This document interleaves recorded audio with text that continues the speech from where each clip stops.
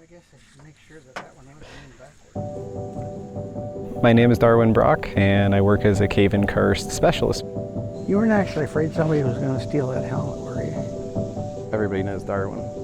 Somebody gave you a very notable name. Somebody did. My father first started surveying caves while he was working on his PhD at Purdue.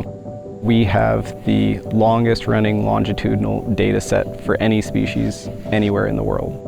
And we've been able to achieve that by passing surveys through generations. First starting with my father and now to me.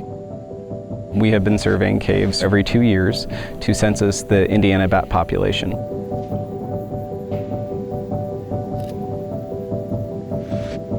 There's a number of different bats that are endangered. Indiana bats are one of those endangered species. There's only approximately 10 caves that hold about 95 or 98% of the species. One of those caves happens to be Jughole in Harrison County, Indiana, which during the last winter survey held approximately 25% of the population.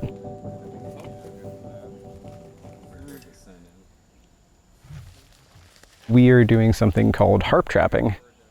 You go out to the mouth of a cave and you set up a trap.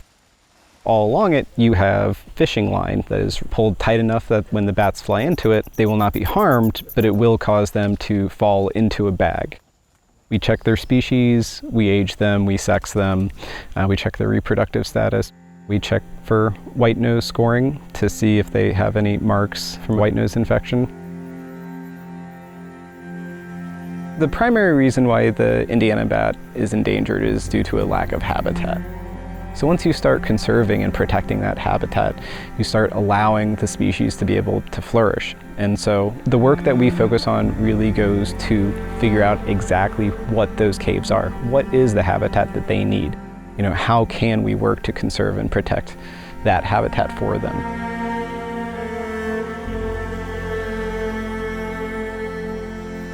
Bats are one of the most abundant mammals in the state, especially in forested areas. Indiana bats swarm over the countryside, eating insects. $23 billion worth of beneficial agricultural impact on the insects they consumed. One of the strategies TNC has employed is protecting the key caves across the state of Indiana. They're really important places that are vital for survival, especially of Indiana bats. We also protect the forest around the caves because the forest is so important for their mating and feeding in the fall. By protecting those key points, we ensure that hundreds of thousands of bats have a safe overwintering habitat available in the state. People often think, well, we have a cave, we have bats. That's not the case.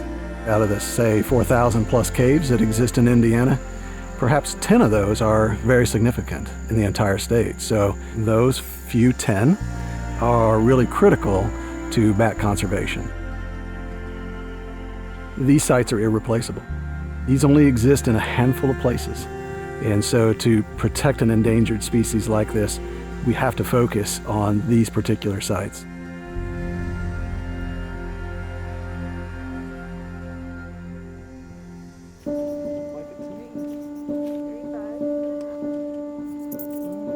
If we didn't work to study them, there's no way that we would be able to protect them. You have to understand where they're living during the summertime, where they're living in the wintertime. What type of habitat do they like? What type of habitat do they thrive in? How are we as humans able to coexist with them and provide for that so that they are able to continue to exist? We have to do this because unexpected things happen.